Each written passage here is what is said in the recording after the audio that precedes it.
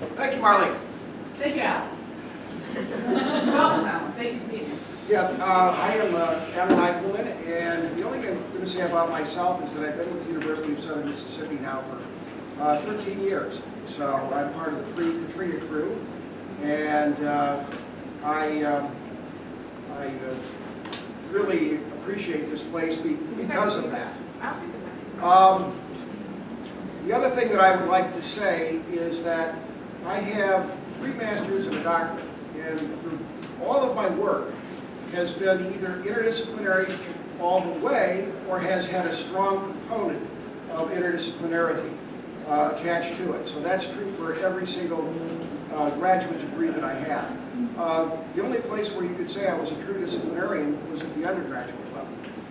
Once I started doing graduate work, I was really involved with interdisciplinarity from the get-go. As Marlene said, we're not going to be talking specifically about the place of interdisciplinary studies at USM. I left you a paper with that title, as a matter of fact, so if you want to find out specifically about the place of interdisciplinary studies at USM, you can read that paper. I delivered that paper at the 2012 annual meeting of the Association for Interdisciplinary Studies, and it was well received, I might add. And it gives you a kind of philosophy of interdisciplinary studies as well as the specific program that we have here at USM.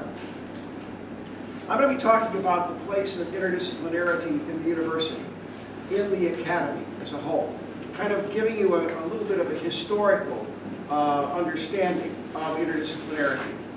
Really, when the academy first started, it was thoroughly interdisciplinary. The first university, extant as they say, was the University of Bologna, which was founded in 1088. In 1088. It was the first of a medieval type of university. Interestingly enough, I said it's extant because it still exists to this very day and has an overwhelming number of students. 85,000 students are at the University of Bologna. In 1096, Oxford University was founded, and in 1209, Cambridge University came into existence.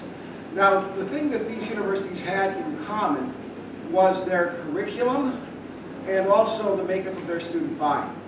First of all, there were no women at any of these universities. They were all men. The people at the university tended to come out of the clergy. And the reason for that is that the university was really arose out of the monastery. So that chances are, if you were going to one of these medieval universities and in attendance, either on the faculty or as a student, you'd be wearing the cowl or the skull cap, okay? Because you would be a member, probably, most likely, of the clergy. So the first universities were really institutes of philosophy and religion. Having my formal appointment in the Department of Philosophy of Religion, I always like to remind everyone that all of this arose out of the Department of Philosophy and Religion. What you studied at the university was pretty much that, philosophy and religion, combined with rhetoric, which was really thought of as part of philosophy, combined with medicine, which was really herbalism, and law. But even the law that you would have studied at the university would have been more like Roman Catholic canon law. Because there really wasn't a division at this time between secular law and sacred law. They were really joined together at the hip. And so your focus was fairly singular, but at the same time you were studying all the knowledge that was available, at least at that time, within medieval Europe. And so what constitutes the social sciences now was social and political philosophy. What constitutes the natural sciences was a part of natural philosophy and physics, which was also a division of philosophy. So if you took a look at it all the way down the line in terms of the curriculum, it was all subsumed under philosophy and religion. Yes? So they're reading Plato, Aristotle, They'd be reading Plato, they'd be reading Aristotle. Well, Aristotle a little bit later. Aristotle was not really available even at the first university until there was this collaboration in Andalusia. It was pretty close to this particular period of time that occurred. And then that would influence the work of one like, say, Thomas Aquinas. So that took a little bit of time for that to develop. But eventually, yes, Aristotle would be included in the mix. And so you'd be studying the Greek philosophers, you'd be studying the scriptures, you'd be studying the patristics, which are the church fathers, those sorts of things. Well, what happened to disrupt all of this eventually? Because at this time, if you had several hundred volumes, you probably had everything that was in existence in terms of knowledge, okay? As a matter of fact, if you know Professor Lee Follett in the history department, who's our medievalist, he probably has all the books that they would have had in his personal library, because that's exactly what he studies at that particular period of time. But what would disrupt all of this would be an incredible invention that occurred, and the date is hard to track, because I've never found a set date for it. I've heard some dating it in the 1430s, one date 1488, another date 1450. So it's around 1450 that Johannes Gutenberg invents the printing press. This is the first great, what we refer to as generative technology, that has a tremendous impact on the academy. It also, of course, has a tremendous impact on the Protestant Reformation, in which new ideas are being developed within religion itself. Because once you have the Protestant Reformation and this idea that my personal conscience, you know, Luther's famous phrase, hier ein ich stand, ich kann nicht ander, meaning here I stand, I can do no other. Once you have that my personal conscience trumps the edicts of papal authority, that means that anyone's personal conscience can trump the edicts of papal authority, right? Of ancient authority, whatever that authority would be. And now you can disseminate this information much more widely, much more rapidly. More information is getting out there, more books are being published. And so this is the first great revolution. What that leads to eventually is the destruction of the Renaissance idea, which was, of course, we use the term Renaissance man, which was really a term that was invented in the, I believe, the late 19th century. But it's apt in terms of describing this ideal of the one who was knowledgeable in all things.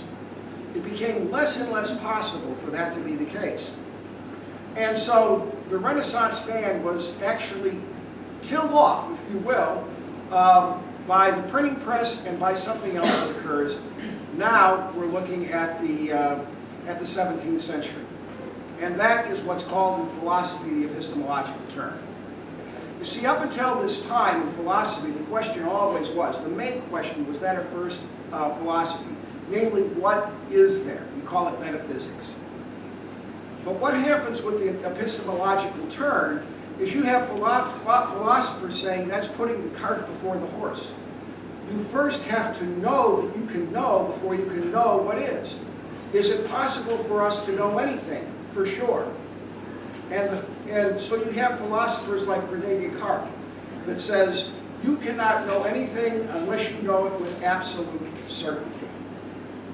And Descartes is also in line in the same century with people like Francis Bacon, who gives us a systematic way of classifying things. That systematic way of classifying things results in things like the periodic table of the elements. And John Locke, who says we have to be able to test hypotheses in a controlled way in order to certify the truth of a given hypothesis. That leads to, of course, the experimental method. And so now there is this division, if you will, of science away from philosophy. It's the philosophers who lead off the division, because Locke and Francis Bacon and Descartes, of course, are classified as key philosophical figures in all of this. But eventually it will mean that science will split away from philosophy as such. That results, yes? Is that related to some kind of notion of Can absolute truth be known, or? That also leads to that. Can absolute truth be known? Which eventually will lead to ultimately postmodernism, which is a whole other thing. I don't want to go there today, okay? But yeah, that will lead to that eventually. But for now, there's a kind of confidence that if we have the correct methodology, we can know absolute truth. You know, when you're talking about going into the Enlightenment, that's what the Enlightenment is all about. That somehow we can discover what the absolute truth is, because all the clues have been left there by God, actually, just the way they looked at it, in the natural order of things themselves. So God is no longer necessary as a certifier of this, because God has left the clues and basically bugged out of the scene, okay? And so now we can find and discover for ourselves these clues as to how things actually operate. That's what's taking place. This is called the epistemological turn, okay? Where you make the turn from, you make the turn into epistemology away from first philosophy. So that leads to something else eventually. And that is that we find that our knowledge now becomes contained in strict academic silos called disciplines. And each discipline then has its own way of conducting a methodology appropriate to its discipline to study its subject. Now notice what they're not studying. They're not studying the phenomena itself. They're studying the discipline in a sense. They're studying the subject or the methodology of the discipline, but not necessarily the phenomena, because the phenomena ranges across disciplinary borders. You can't contain it. It's uncontainable. That leads also to kind of a, what we refer to in religious studies as reductionism, where in order for me to study this particular phenomena according to my discipline, and my preset standards of what's considered theoretically and methodologically acceptable, I have to subject the phenomena to that lens, to that perspective. And therefore, I reduce the phenomena to that perspective or lens. See? Now the problem with that is then you end up with others who are studying the exact same phenomena from a different lens or a different perspective, and they do not come up with necessarily the same conclusions, you know, because they're reducing the phenomena to their particular perspective. And so the question is, what do we study at the university? Do we study a phenomena, or do we study the discipline itself? When we commit ourselves to studying the discipline itself, it tends to obscure the actual phenomena. That's the problem. And this is where interdisciplinary studies comes into play.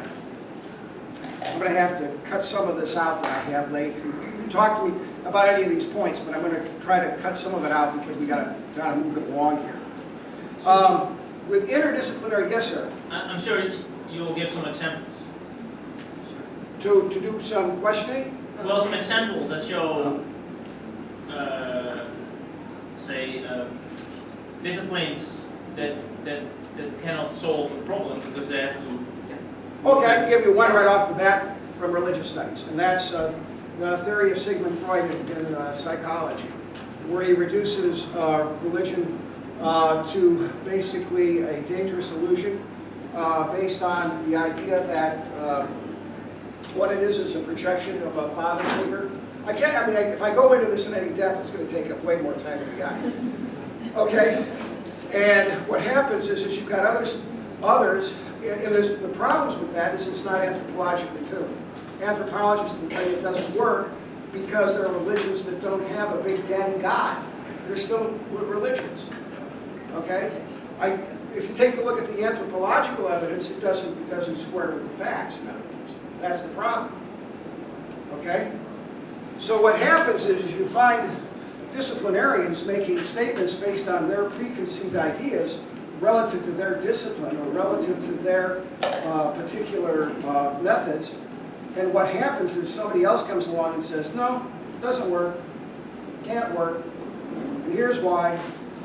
It doesn't take into consideration this set of evidence, which you've completely ignored because you're not an anthropologist. And it happens over and over again. It's not that this is just a single simple incidence of it, but it happens over and over again. Okay? So this is why interdisciplinary studies. Because interdisciplinary studies crosses the boundaries of the disciplines and says, we have to take a larger perspective. And one of the ideas, key ideas in terms of interdisciplinary studies is what we call perspective taking. That is when you cross over, get out of your comfort zone and take on the perspective of another discipline relative to the phenomena that you happen to be studying. To expand your understanding, right, within your own discipline. And that's why collaboration is important in interdisciplinary studies. So that's an important thing, to break down the silos, to break down those barriers, because there are multiple perspectives. The other thing that's important is that there are gaps in our knowledge when we're talking about real-life problems or issues. In other words, we have an assemblage of disciplines that say, take a look at something like the urban scene. We've got history, geography, economics, political science. I can name one after another. I'm not done yet, but I've got to, Marlene is going late. So I can look at one after another. But the problem is, even when you take that whole assemblage of disciplines, there are still gaps in our knowledge. So another reason for interdisciplinary studies is to figure out where the gaps are. So you have to, but in order to do that, you have to break out of those silos, those disciplinary silos to do that. Now who is charged with this, by the way? Because when you do this, you're also then working towards establishing common ground, right? And you're looking at common ground because it's not that we disagree on all things in our disciplines. Surprisingly enough, sometimes we come up with the same insights. And when we come up with the same insights, then we can start building upon those insights to create a more adequate theory. Okay? So that is the purpose of interdisciplinary studies. And where is the interdisciplinary faculty? Well, I've got here, take a selfie. Pull out your cell phones and take a selfie. Because you're all candidates for interdisciplinary faculty. Because interdisciplinary studies doesn't obliterate the disciplines. That's not the point. Interdisciplinary studies means it integrates the disciplines. Not obliterates, but integrates. And we are more capable of doing this now than ever before because of what's called the new generative technology. In other words, we can share information much more rapidly and create greater insight with one another. We don't even have to leave our office. All we have to do is pull out our smartphone to share information, to share insights, to build a more adequate theory, to establish a greater database. And this is why interdisciplinary studies is becoming the buzzword, I might add, for just about every serious university in the country anymore. As a matter of fact, if you go to Harvard, you don't find majors. You find areas of concentration, which is what our students in IDS have, areas of concentration. Because you're not majoring in a discipline, you're exploring a phenomenon through areas of concentration. And with that, I'm going to try to stay with the covenant and hand it over to the Associate Chair of the Department of Interdisciplinary Studies, Maugh, and to Marie Leonard, who works in interdisciplinary enrollment and advancement. And really we'll have a larger conversation. It's really, I think, the goal here to have a conversation about this. But just quickly, I want to kind of give a sense of, so the question is sort of like, well, how does this function? What do we do with this sort of historical approach, right? We've gotten really far away from this notion of thinking of knowledge as interdisciplinary. And Al's right in the sense that most major universities have very big, robust interdisciplinary programs, because the goal is, at least our goal should be, the way we think of it from our perspective, and I'm a rhetorician, so I studied rhetoric my whole career, which means I, by virtue of that discipline, am interdisciplinary as well. That isn't really a discipline, it's sort of an exploration of lots of different things. And so one of the ways that we sort of conceive of this notion of interdisciplinarity is by having real conversations with students about what they want in life, right? Because getting an English degree, when they come and say, I'm an English major, and I'm not to pick on English, but any degree, I say, what are you going to do with that, right? And they say, I don't know. I just really like English. And I go, well, that's great, right? Philosophy is great. History's great. But and they're saying, I'm dissatisfied. There's something that I'm not getting in that discipline. I've taken all these GEC courses, and I think sometimes we as faculty think, well, they took all the general ed courses, so they got all the interdisciplinary stuff. It just didn't happen at the same time, but it was like all there. You know, kind of this liberal notion of the university is there. We've maintained that, but that's become an excuse for us as faculty to say they already got it somewhere else, right? They had their history class. They had that one psychology class, and they did learn about Freud, right? And that was it. And like, so then they have this much knowledge of how that exists in the world. And then when we try in our classroom to ask them to apply that knowledge to something where they're currently teaching, they have a really hard time doing that, right? If you teach an upper division class and you ask them about anything other than what you're teaching at that moment, it's like they don't have a way to insert that external knowledge from this other class into this conversation at this moment. I mean, some students do, but that's fewer and far between in my experience.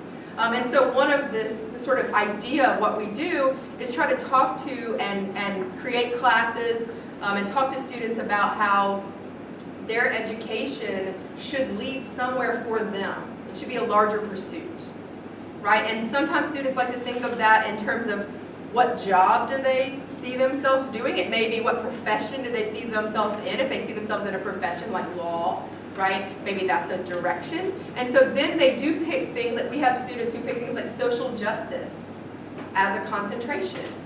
Well, then they take classes from all of you that meet the needs of what they desire to learn about social justice or environmental justice, right? Those are subjects in which we cannot answer in a discipline.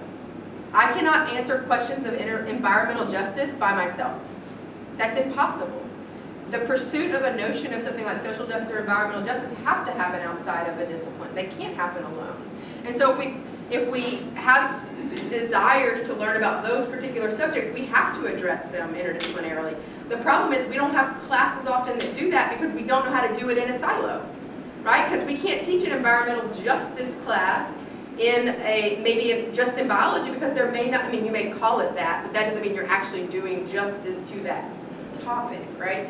And so that's one of the things we're trying to encourage our fellow, one of the things we want to talk about today with fellow faculty is the notion that as a faculty member, you don't have to know it all, right? But if there are topics that you want to explore, there are spaces which we together can explore those, and that's when you go to your colleague and say, hey, I'm really fascinated by this notion. We do this all the time in things like women and gender studies, because we have to. There's not a class that's just women and gender studies, we're just going to learn that and we're going to walk away, right? It's an interdisciplinary pursuit in itself. So we do have things within the university that are by nature interdisciplinary, right? Questions, and really it goes back to that questions and phenomena notion. Like, that's how we respond to them, is we have to think that way. But I think we get so consumed in our sort of daily existence in our discipline that we just teach this class and this class and this class. They're already on the books, and then that's kind of where it ends. And sometimes we bridge those gaps. Every once in a while I hear faculty who do team teaching, right? But then when I hear about those team teaching experiences, they say, oh, well, I showed up half the class, and then I left and my buddy came in and taught the other half of the class. Well, that is not interdisciplinary either. Just because you're team teaching a class doesn't mean, I mean, you have to integrate the knowledge, not just present one set of knowledge, and they might as well take two different classes, right? So it's still, we have a long way to go to really get to the point where we're actually having conversations that lead to answers that help our students solve big problems.